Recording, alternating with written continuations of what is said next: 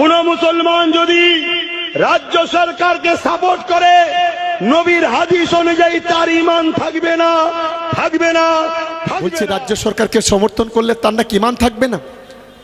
আমি চ্যালেঞ্জ করে বলছি আজকে, ও বাপের বেটা যদি হয়ে থাকে, ওর মা যদি দুধ খেয়ে থাকে, কোন হাদিসে, কোন কোরআনে, কত পারায়, কত সেপ্রায়, কোন জায়গায় লেখা আছে, আগামী কালকের মধ্যে ও ফেসবুকে লাইভ করে বলুক এতটা জায়গায় লেখা আছে। কি ঠিক বলছি? 4000 কোরআন শরীফ কিনেছিলে ছোট ছোট,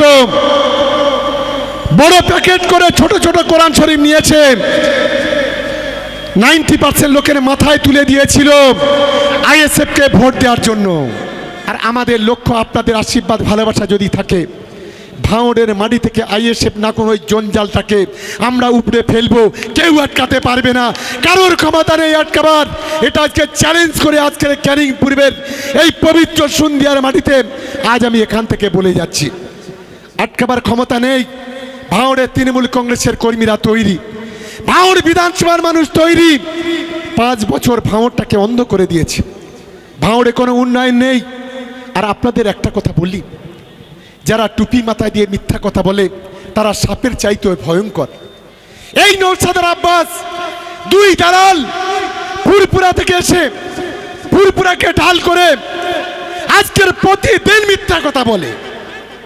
এরাই বলে মাথায় টুপি দিয়ে মিথ্যা কথা বললে ঈমান থাকবে না। এরাই বলে মাথায় টুপি দিয়ে কেউ যদি মিথ্যা কথা বলে তার পিছনে নামাজ হবে না। এরাই বলে যদি মাথায় টুপি দিয়ে মিথ্যা কথা বলে সারা জীবন ভর সে কোনোদিন জান্নাতে যেতে পারবে না। আর আপনারা যে প্রতিদিন প্রতিনিয়ত মিথ্যা কথা বলছেন, প্রতিদিন দালালি করছেন, আমি বলছি লেবাসটাকে খুলে ফেলুন। এতই যদি রাজনীতি করার শখ হয়, আপনাদের মুসলমানদের ঠেকা নিয়ে আপনি বসে নেই। বাংলার মুসলমানরা গোলাম নয়, বাংলার মুসলমানরা তাবেদার নয়।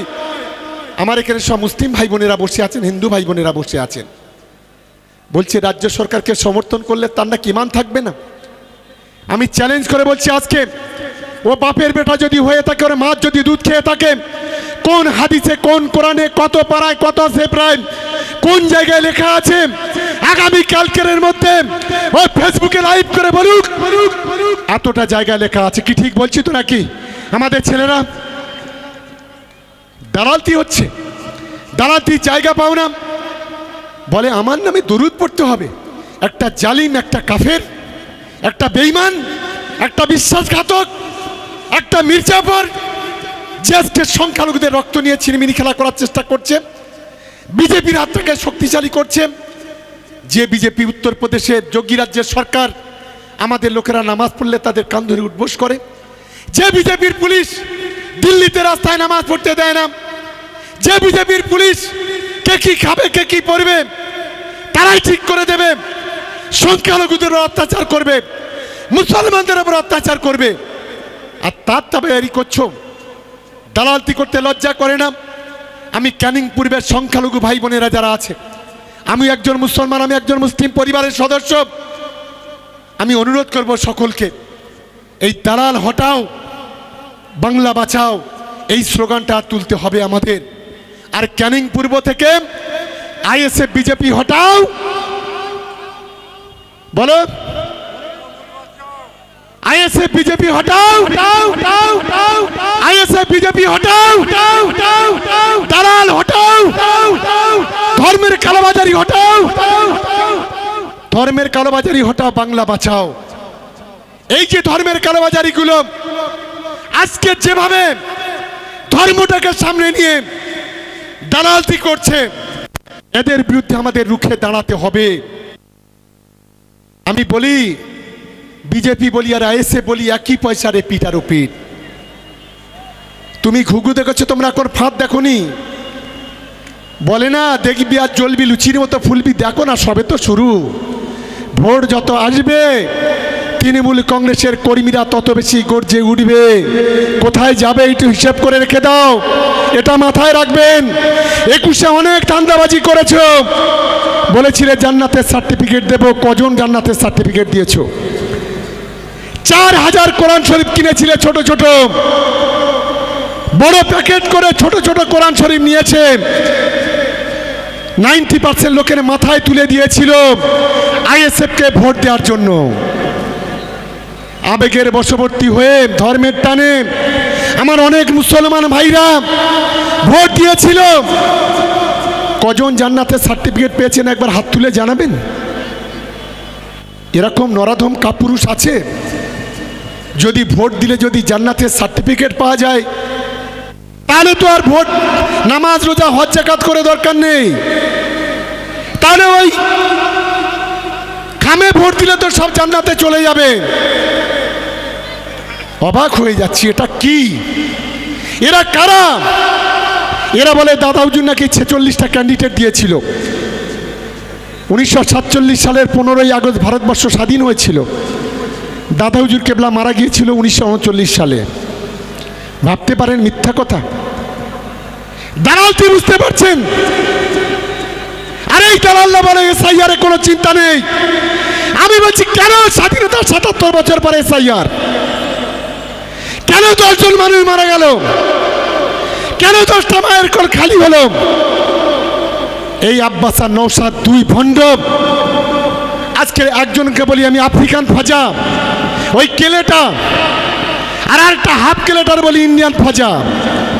এই দুটো ফাজা বিজেপির হয়ে প্রচার করছে বাংলাতে।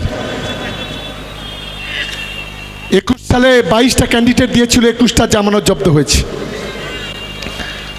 বলেছিল আমরা একটা পায়া টেবিলের, আমরা টানবো তো হুমড়ি খেয়ে পড়ে যাবে সরকার।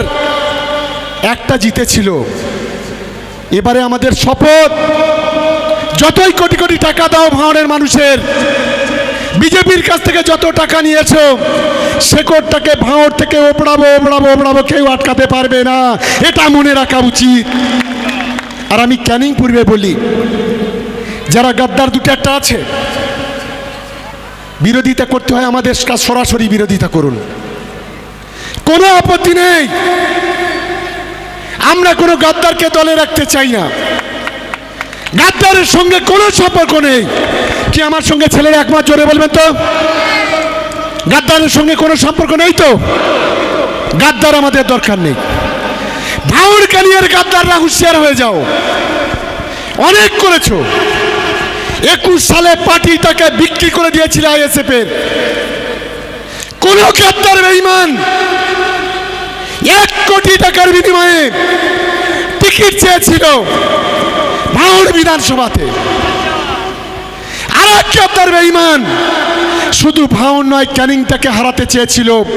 তার অডিও ভিডিও সারা পৃথিবীর মানুষ দেখেছে। ক্যানিংকে হারাবে? মায়ের কতটা দুধ খেয়েছো? দলটাকে আইএসএফ এর হাতে তুলে দিয়েছিল 21 সালে।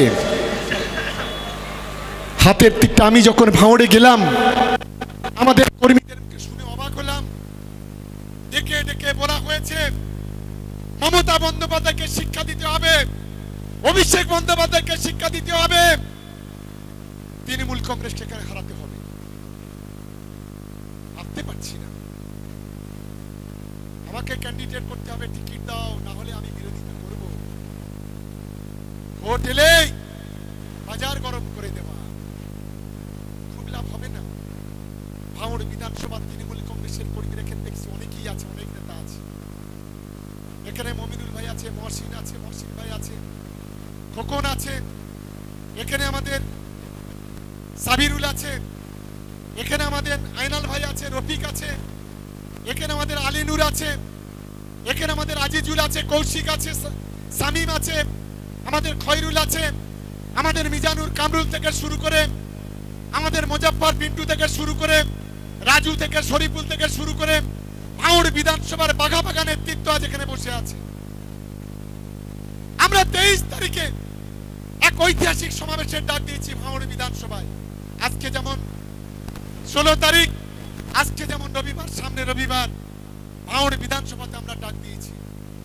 আমরা স্লোগান তুলেছি, একদিকে আইএসএফ হটাও ভাঙড় বাঁচাও, আর একদিকে গাদ্দার বেঈমান হটাও ভাঙড় বাঁচাও। এটাই হচ্ছে আমাদের স্লোগান। আর মমতা বন্দ্যোপাধ্যায়ের উন্নয়ন, অভিষেক বন্দ্যোপাধ্যায়ের সেনাপতিত্বের যে লড়াই, সেই লড়াইটা নিয়ে ভাঙড়ের মানুষের প্রতিটি দরজায় দরজায় আমরা পৌঁছাবো। ক্যানিং পূর্বের মানুষের প্রতিটি দরজায় দরজায় আমরা পৌঁছাবো। ক্যানিং পূর্বে গত লোকসভাতে 1,66,000 ভোটে 1,66,240 ভোটে জয়লাভ করেছে। এখান থেকে বিধানসভায় 87,000 ভোটে আমরা লিড পেয়েছি, থেকে 42,000 ভোটে এগিয়ে আছি। লক্ষ্যটা হলো 42 নয়, লক্ষ্যটা হলো 87,000 ভোটে আইএসএফ থেকে আমাদের জিততে হবে। এটাই হচ্ছে আমাদের লক্ষ্য। সেই মানসিকতা নিয়ে আমরা এগোচ্ছি। আমার দলের সহকর্মীদের কাছে অনুরোধ করব, যারা আমাদের ফেসবুক দেখছেন, ভাঙড় বিধানসভায় শিক্ষিত যুব সমাজ, শিক্ষিত ছাত্র সমাজ, শিক্ষিত সাধারণ মানুষ, ভাঙড়ের মা বোনেরা, আমি তাদের কাছে অনুরোধ করব, 5 বছর ভাঙড়টাকে অনেক পিছিয়ে দিয়েছে। 1 ফুট রাস্তা করতে পারেনি, একটা পানীয় জলের ব্যবস্থা করতে পারেনি, একটা বিদ্যুতের খুঁটি পুঁততে পারেনি, একটা অ্যাম্বুলেন্স দিতে পারেনি, একটা ব্রিজ, একটা ছাকো তৈরি করতে পারেনি।